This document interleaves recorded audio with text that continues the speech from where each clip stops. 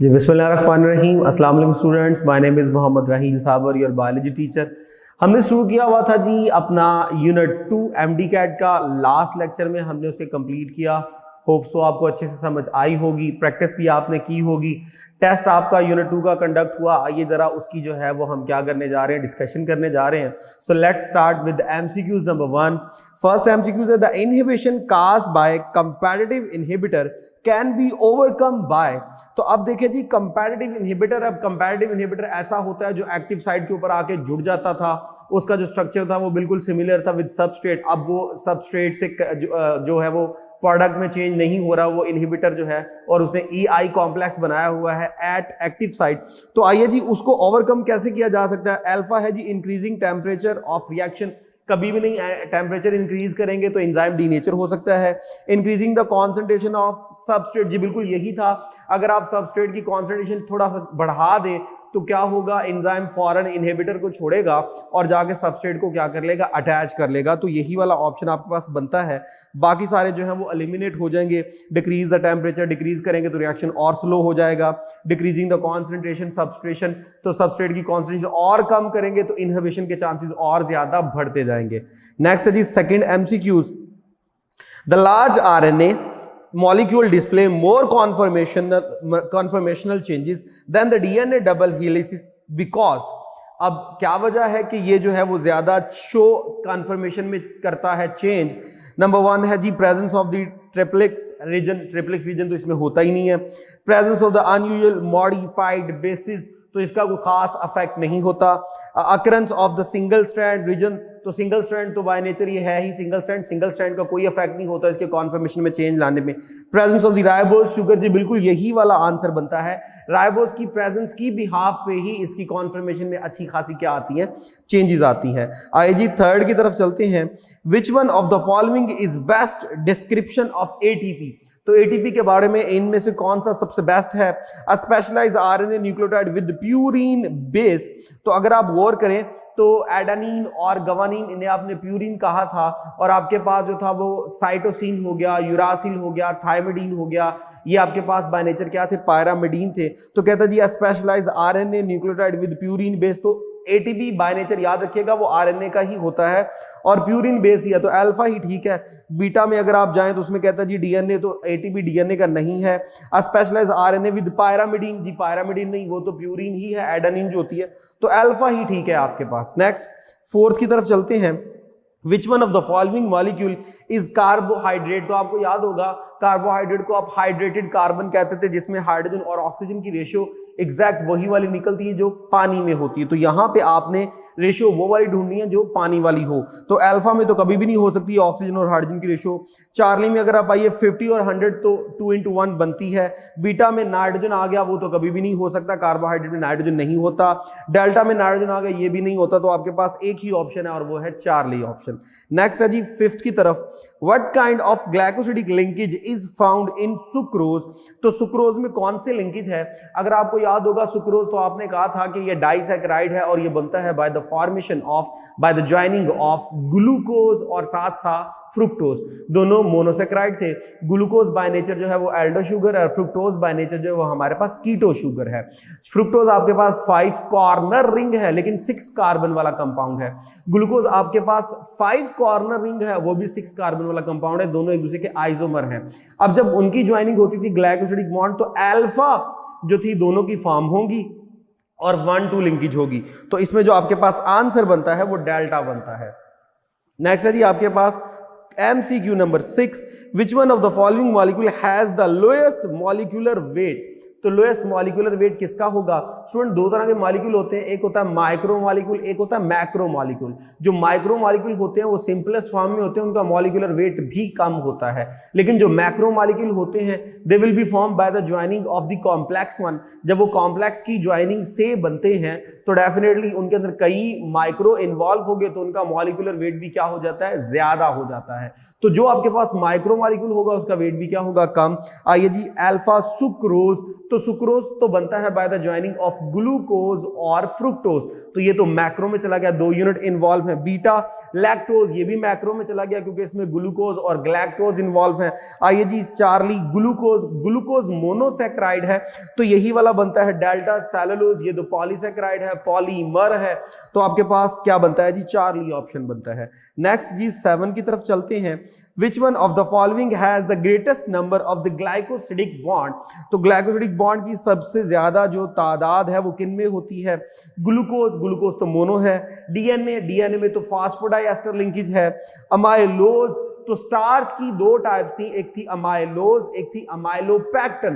तो अमाइलोज बनता है by the joining of thousands of glucose molecule, और वहां पे 1,4 लिंकेज थी और ये अल्फा लिंकेज थी, तो आपके पास अमाइलोज ही बनता है जिसमें जो है वो कार्बोहाइड्रेट की बिहाफ पे बेशुमार क्या होते हैं, ग्लाइकोसिडिक बॉन्ड होते हैं। नेक्स्ट वन हमारे पास है जी 8th, लैसीथीन कंसिस्ट ऑफ। तो अगर आपको याद होगा जब हमने लिपिड वाला लेक्चर कंप्लीट किया तो वहां मैंने आपको बताया था कि फास्फोटाइडाइल कॉलिन जो है, जो फास्फोलिपिड में आपने स्ट्रक्चर पढ़ा था, उसका दूसरा नाम लैसीथीन था। और अगर आपको स्ट्रक्चर याद हो तो हमने पढ़ा था एक ग्लिसरॉल था, 2 फैटी एसिड थे, एक फास्फोरिक एसिड था और साथ एक नाइट्रोजन बेस थी जिसको आपने क्या कहा था, कॉलिन कहा था। और ये जो लैसीथीन है यानी फास्फोटाइडाइल कॉलिन, ये हमारी प्लाज्मा मेम्ब्रेन का क्या थी, स्ट्रक्चर थी। तो आइए जी glycerol, fatty acid, phosphoric acid and choline, ये अल्फा ही ठीक है। बीटा देख लीजिए, glycerol, fatty acid, phosphoric acid, ethanolamine नहीं, बिल्कुल ये नहीं होता। उसके बाद एन आइसोटॉल है, सेरीन है, तो पहले वाला ही आपके पास ठीक बनता है जी अल्फा।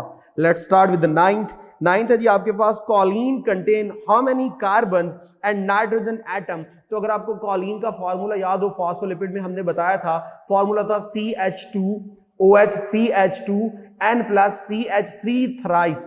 तो वहां पे एक नाइट्रोजन थी, और अगर आप कार्बन गिने तो CH2OH एक कार्बन यहां पे आ गई, CH2 आ गए, फिर 2 कार्बने होगी, CH3 थ्राइस तो 3 कार्बने यहां से आ गई, तो 5 कार्बने और एक नाइट्रोजन थी। तो आपके पास चार्ली ऑप्शन जो है वो करेक्ट बनता है।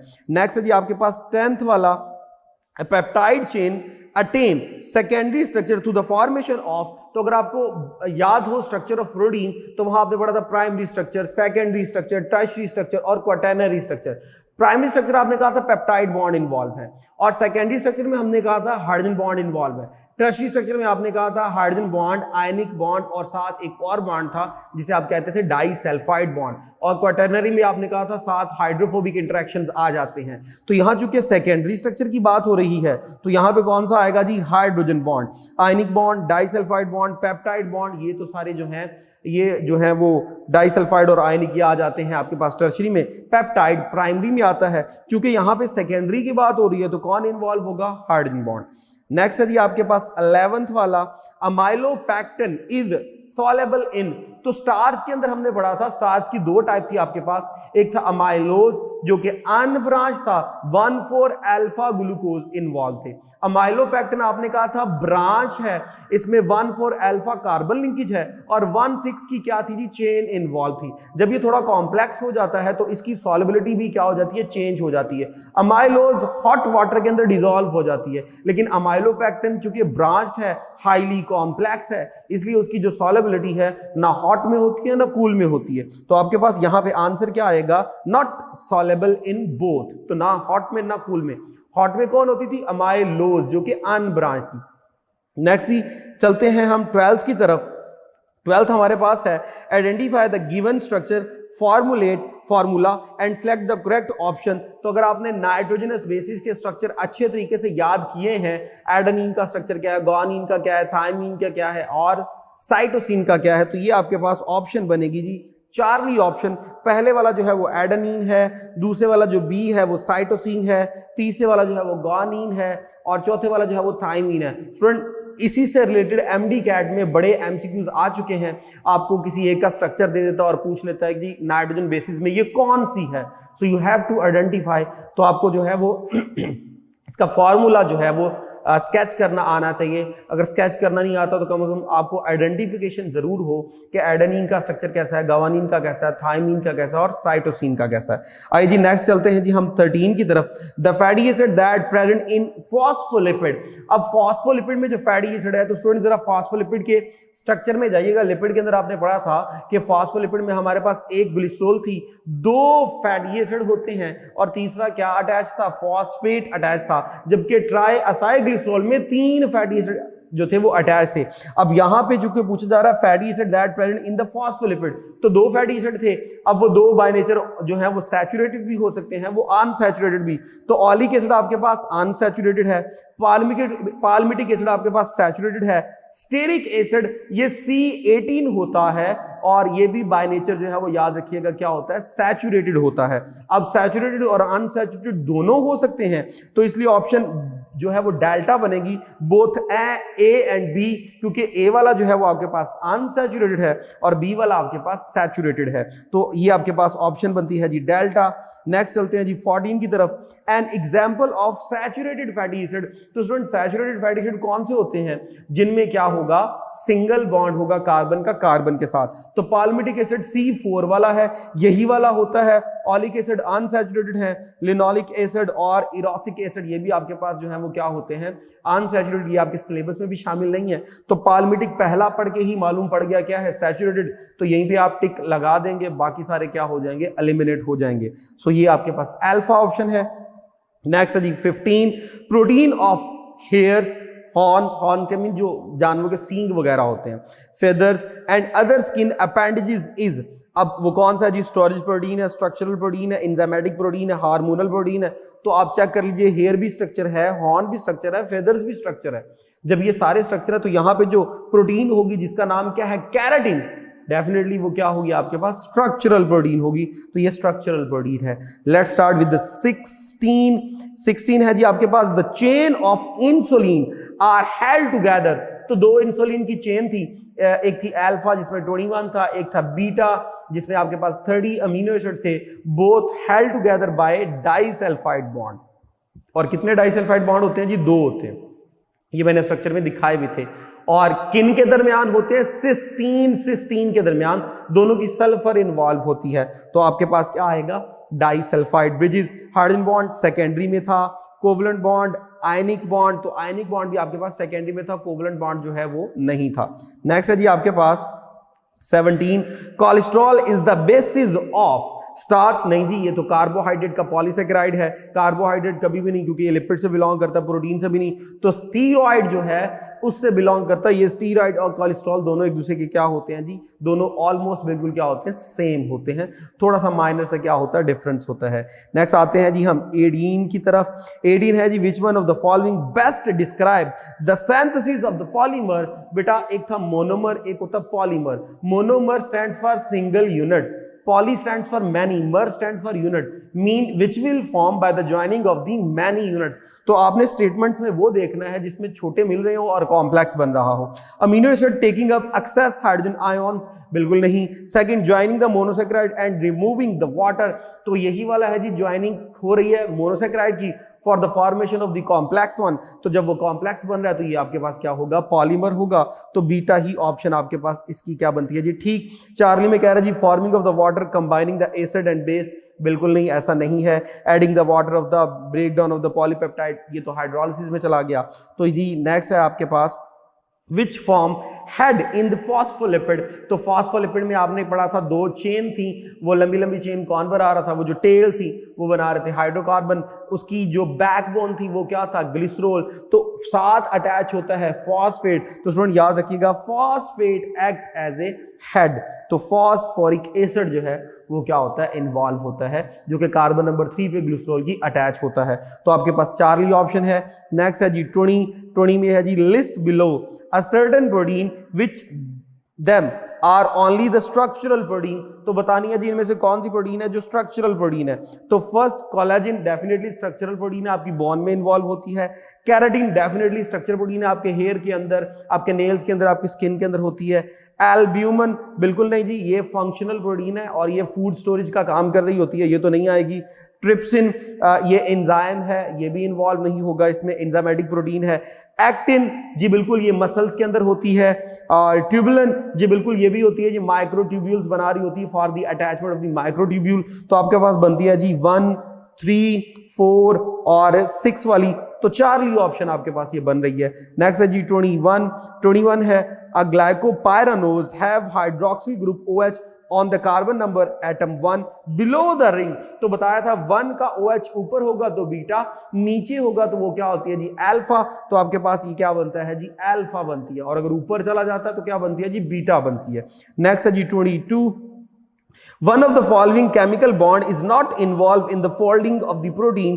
तो प्रोटीन की फोल्डिंग में कौन सा बॉन्ड इन्वॉल्व नहीं होता? तो जी यहां पे आपके पास पेप्टाइड बॉन्ड इन्वॉल्व नहीं होता। उसकी रीजन क्या है स्टूडेंट? पेप्टाइड बॉन्ड तो स्ट्रेट चेन बना रहा था, उसके बाद जब फोल्डिंग होती है तो हाइड्रोजन बॉन्ड इन्वॉल्व हो गया था। तो पेप्टाइड बॉन्ड क्या करता है? लीनियर ऑर्डर बनाता है, तो पेप्टाइड बॉन्ड इन्वॉल्व नहीं होता। आयनिक में भी फोल्डिंग हो चुकी थी, हाइड्रोजन बॉन्ड सेकेंडरी में वो भी फोल्डिंग हो चुकी थी। हाइड्रोफोबिक इंटरैक्शन वो तो क्वाटरनरी के अंदर है, वहां पे भी क्या हो चुकी थी? फोल्डिंग हो चुकी थी। तो पेप्टाइड बॉन्ड इन्वॉल्व नहीं होता। नेक्स्ट है जी 23 which one is an Aldo sugar. तो एक है जी डाईहाइड्रोक्सी एसीटोन, ये तो कीटो होती है। फ्रुक्टोज क्रीटो है, राइबुलोज कीटो है, ग्लिसरल्डिहाइड ये आपके पास क्या होती है जी? ये आपके पास एल्डो शुगर है। Dihydroxy acetone C3, glyceraldehyde C3, fructose C6, ribulose ये आपके पास क्या होती है? C5। तो आपके पास ये ग्लिसरल्डिहाइड बनता था। 24 की तरफ चलते हैं। Which of following enzyme is non protein. तो मैंने एंजाइम के अंदर आपको बताया था कि सिर्फ एक एक्सेप्शनल केस है जो कि प्रोटीन बाय नेचर नहीं है but acting as a catalyst, और वो होता है आपके पास राइबोजाइम, और ये RNA बाय नेचर होता है। नेक्स्ट है जी आपके पास 25 वो है जी if an enzyme solution is saturated with substrate the most effectively way to obtain even faster yield of the product will be. Number alpha है जी ऐड मोर एंजाइम। तो ऑलरेडी रिएक्शन हो रहा है, सबस्ट्रेट अवेलेबल है, आप चाहते हैं कि जी रिएक्शन बढ़ जाए, तो क्या कीजिए? एंजाइम की कॉन्सेंट्रेशन को क्या कर दीजिए? इंक्रीज कर दीजिए। तो ऐड मोर एंजाइम जी डेफिनेटली यही बनेगा। Add N allosteric inhibitor, inhibitor तो प्रोसेस को स्टॉप कर देता है एंड प्रोडक्ट बनाकर। चार्ली ऐड मोर सबस्ट्रेट, नहीं सबस्ट्रेट ऑलरेडी अवेलेबल है। ऐड कंपैरेटिव इनहिबिटर, रिएक्शन तो कम हो जाएगा, प्रोडक्ट तो रुक जाएगी, आप तो रिएक्शन तेज करना चाह रहे हैं, प्रोडक्ट बढ़ाना चाह रहे हैं, तो अल्फा ऑप्शन ही बनती है। नेक्स्ट है जी आपके पास 26 the function of the comparative inhibitor is defined by their ability to interact bind to.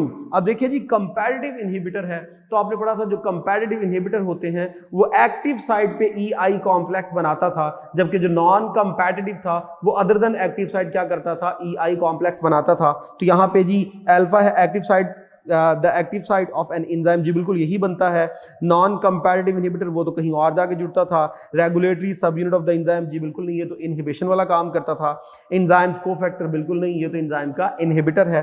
तो अल्फा ऑप्शन आपके पास बनती है। नेक्स्ट है जी आपके पास 27 कहता है जी which one of the following option correctly identify the structure formula show in the figure. तो आप अगर अल्फा गौर से देखेंगे तो ये आपके पास है ग्लूकोपायरानोज, ग्लूकोज का स्ट्रक्चर है, और अगर आप बीटा गौर से देखेंगे तो ये आपके पास राइबोफ्यूरानोज, राइबोज का स्ट्रक्चर है। तो इसका मतलब ये हुआ कि अल्फा हुआ ग्लूकोज, बीटा हुआ राइबोज, तो ठीक क्या बनेगा आपके पास? Charlie option. नेक्स्ट है जी 28 the detachable cofactor if it is inorganic. तो डिटैचेबल जो इनऑर्गेनिक होते हैं वो आपके पास एक्टिवेटर होते हैं, वहां मेटालिक थे। जो कोवलेंटली बॉन्डेड थे वो प्रोस्थेटिक ग्रुप थे, एग्जांपल FAD और हेम वगैरह। और जो ऑर्गेनिक और डिटैचेबल होते हैं वो आपके पास क्या होते हैं? वो होते हैं NAD वगैरह, विटामिन्स वगैरह। तो यहां इनऑर्गेनिक है तो आंसर होगा एक्टिवेटर, लेकिन अगर यहां ऑर्गेनिक होता तो आंसर क्या होता? कोएंजाइम। ओके जी। नेक्स्ट है जी काइमोट्रिप्सिन हैज ऑप्टिमम पीएच। तो मैंने कहा था आपकी बुक में वो जो टेबल है MCQ वाला, वो जो पीएच वाला था वो आपने अच्छे तरीके से उसे क्रैम करना है, तो वहां से ये MCQ उठाया गया है। काइमोट्रिप्सिन की पीएच क्या होती है? तो वो होती है जी 7 to 8। नेक्स्ट है जी 30 विच one of the following is covalently bounded cofactor. जो कोवलेंटली बाउंडेड होता है, मैंने अभी आपको बताया था, जो कोवलेंटली बाउंडेड होता है वो आपके पास क्या होता है? प्रोस्थेटिक ग्रुप होता है। तो ये जी आपके पास आंसर क्या बनता है जी? Prosthetic group. आई जी नेक्स्ट आपके पास है 31 which one of the following is the most unstable. अब कौन सा इनमें से अनस्टेबल है? प्रोडक्ट वो तो फाइनल बन चुकी, वो तो स्टेबल है। सबस्ट्रेट ये भी क्या होती है? हाईली स्टेबल है।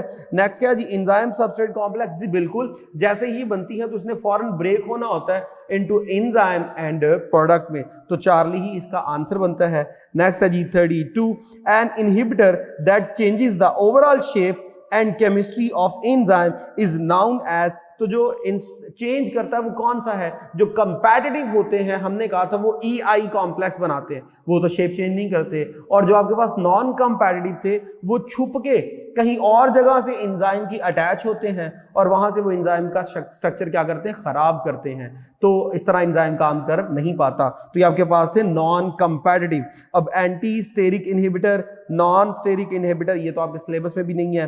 कंपैटिटिव और नॉन कंपैटिटिव, तो स्टूडेंट ये आपके पास क्या बनता है? नॉन कंपैटिटिव, क्योंकि वो अदर देन एक्टिव साइड क्या करता था? बॉन्ड बनाता था, अटैचमेंट करता था। नेक्स्ट है जी 33, at the high temperature the rate of the enzyme action decrease because increase heat।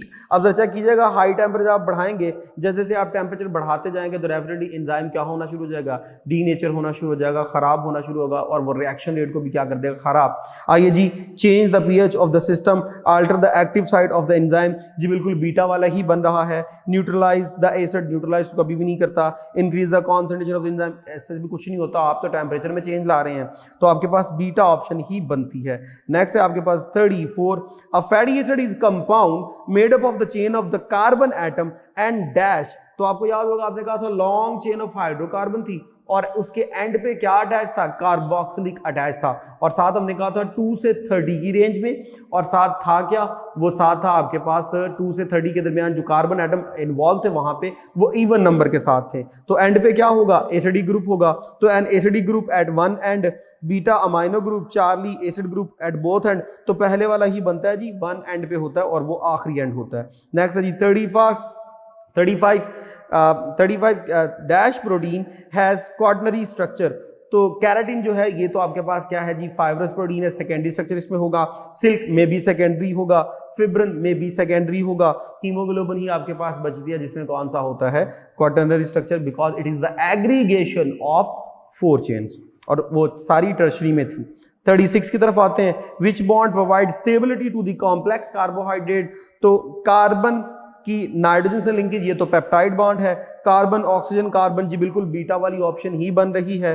POC, ये तो फॉस्फोडाइएस्टर लिंकेज है, डीएनए के अंदर होती है, तो आपके पास यहाँ पे बीटा ही बन रही है। नेक्स्ट है जी, blood contain dash percentage of the glucose. तो 0.8% नहीं, 0.08, जी बिल्कुल यही बनती है जी, बीटा वाली ही है, इतनी ग्लूकोज की कॉन्सेंट्रेशन होती है। नेक्स्ट है जी 38, most common acyl glycerol is. तो आपने पढ़ा था ट्राइएथाइल ग्लिसरॉल, ट्राइसाइग्लिसराइड या न्यूट्रल लिपिड, सारे एक ही नाम थे। तो एनिमल फैट, ट्राइसाइग्लिसरॉल, जी बिल्कुल यही बनता है जी, चार्ली ऑप्शन ही बनता है। Next, the basic unit of the nucleic acid is.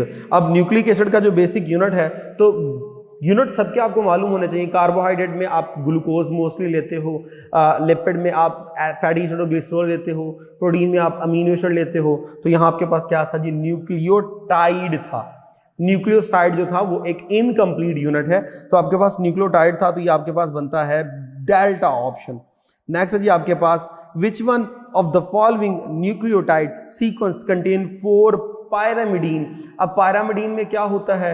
आपके पास जो है वो साइटोसिन पायरामिडीन है, थायमीन आपके पास पायरामिडीन है, यूरासिल आपके पास जो है वो पायरामिडीन है। देख लीजिए पहले वाले में GAT एक हो गया, C 2 हो गए, उसके बाद AAT फिर एक हो गया, C, तो आपके पास 4 तो पहले में ही आ गए।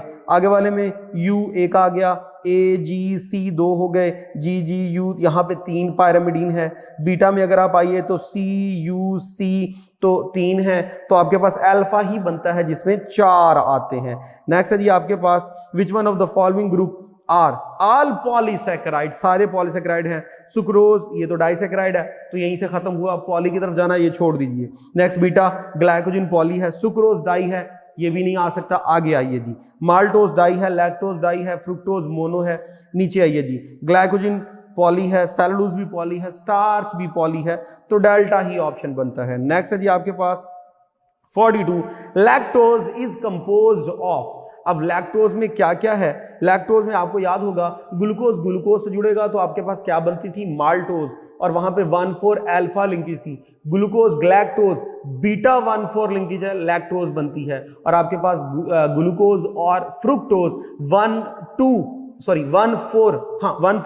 1,2 है और अल्फा लिंकेज है, तो वो आपके पास क्या बनती थी? सुक्रोज बनती थी। तो यहाँ पे आपके पास जो है वो लैक्टोज है, तो इसमें ग्लूकोज और ग्लैक्टोज होगा। और लिंकेज कौन सी थी? 1,4 और बीटा लिंकेज है जी। नेक्स्ट जी 43 की तरफ चलते हैं। विच one of the following categories include all other in the list? Monosaccharide, disaccharide, carbohydrate, polysaccharide. तो ए सी डी ये सारे किस में आते हैं? बी में आते हैं। तो आपके पास ये क्या बनेगा? कार्बोहाइड्रेट, जिसमें ये सारे शामिल हो जाएंगे। नेक्स्ट है जी 44 विच one of the following statement concerning unsaturated fatty acid is true? तो आपने पढ़ा था जो अनसैचुरेटेड फैटी एसिड होते हैं उनमें कार्बन का कार्बन के साथ क्या होता था? डबल बॉन्ड होता है चेन के अंदर। तो they are more common in animal than in plant, they have double bond. जी बिल्कुल यही वाला बनता है चेन के अंदर। They generally solidify at room temperature. जो अनसैचुरेटेड होते हैं वो रूम टेम्परेचर पे लिक्विड होते हैं। They contain more hydrogen than do saturated fatty acid having the same number of the carbon atom. ऐसा भी नहीं होता, तो आपके पास जो बनता है वो बीटा ही बनता है। नेक्स्ट है जी आपके पास 45 The structural level of the protein least affected by the disruption of the hydrogen bond is।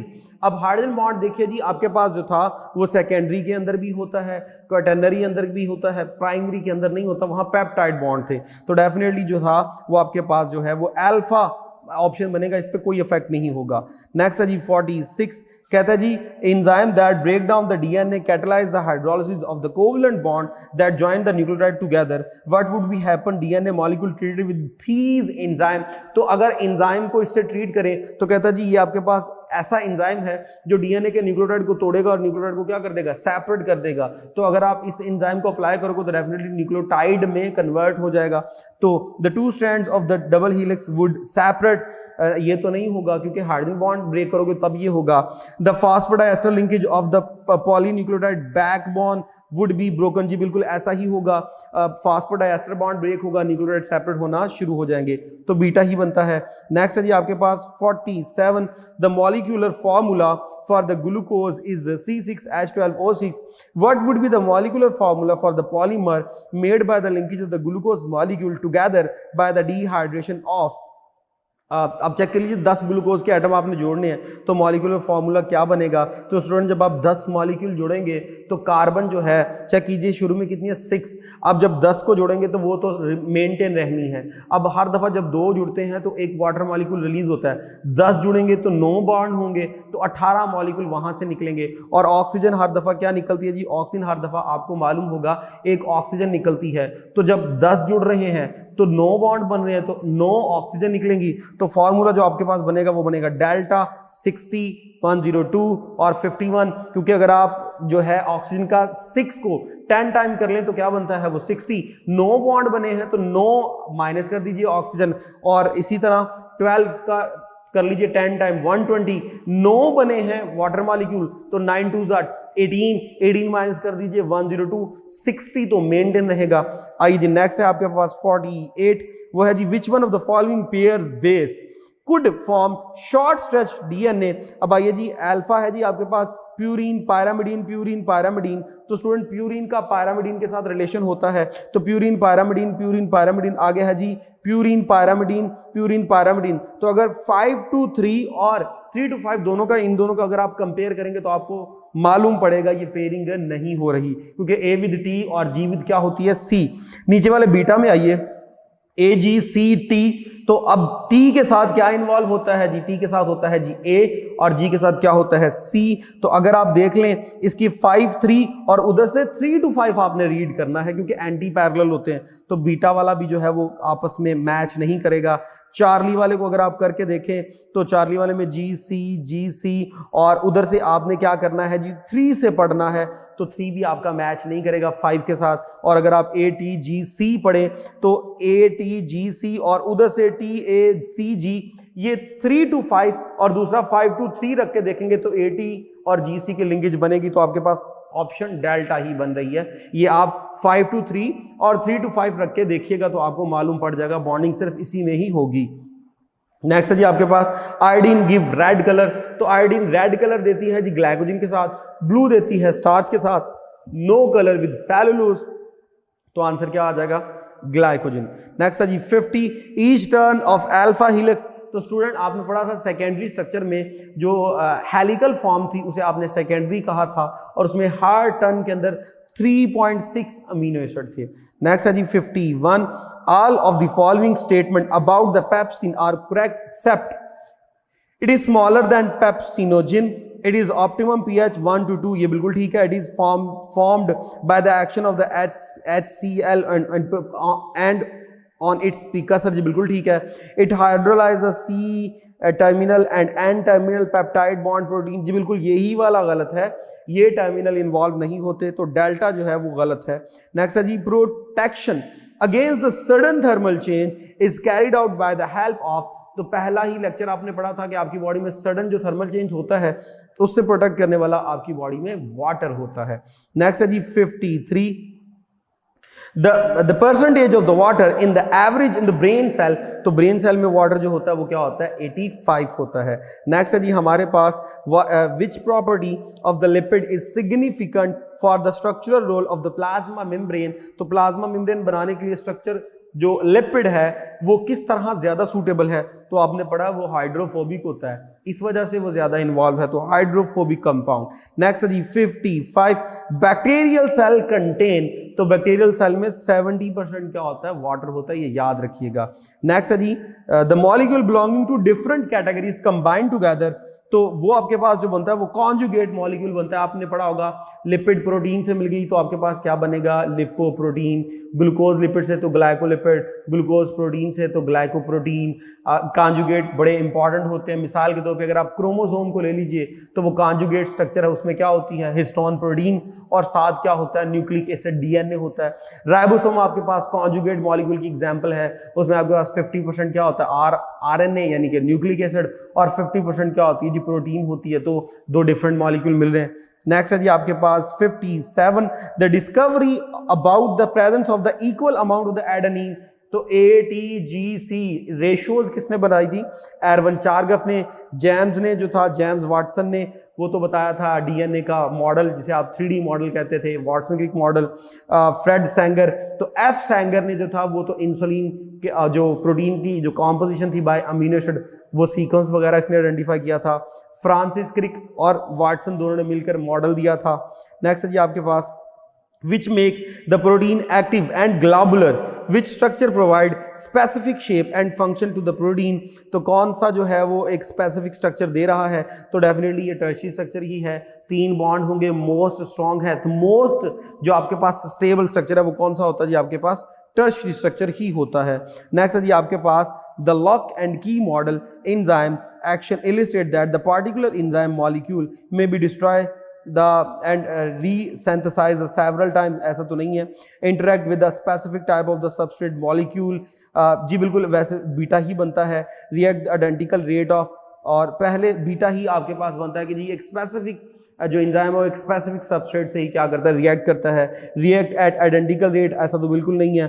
Form the permanent enzyme and substrate complex ऐसा भी नहीं है, परमानेंट नहीं बनता, फॉरन अनस्टेबल है, इसने फॉरन ब्रेक होना है। The last one is which one of the following graph shows the effect of the pH, तो स्टूडेंट एक स्पेसिफिक पीएच पे एंजाइम ने क्या करना काम करना है। अब उस पीएच से अगर आप कम कर देंगे तो एक्टिविटी लो हो जाएगी, ज्यादा कर देंगे तो वो ड्रॉप होके डीनेचर होना शुरू हो जाएगा। तो आपके पास जो था वो इन्वर्ट बेल की जो है वो आनी चाहिए, तो आपके पास ये वाली ऑप्शन जो है वो क्या बनती है करेक्ट बनती है। तो होप सो आपको सारे एमसीक्यू समझ आए होंगे, कोशिश की है हर एक ऑप्शन को अच्छे से एक्सप्लेन कर दिया जाए। तो नेक्स्ट जो है वो इंशाल्लाह नए लेक्चर में नए यूनिट के साथ हाजिर होंगे। इजाजत दीजिए, thank you very much, Allah Hafiz.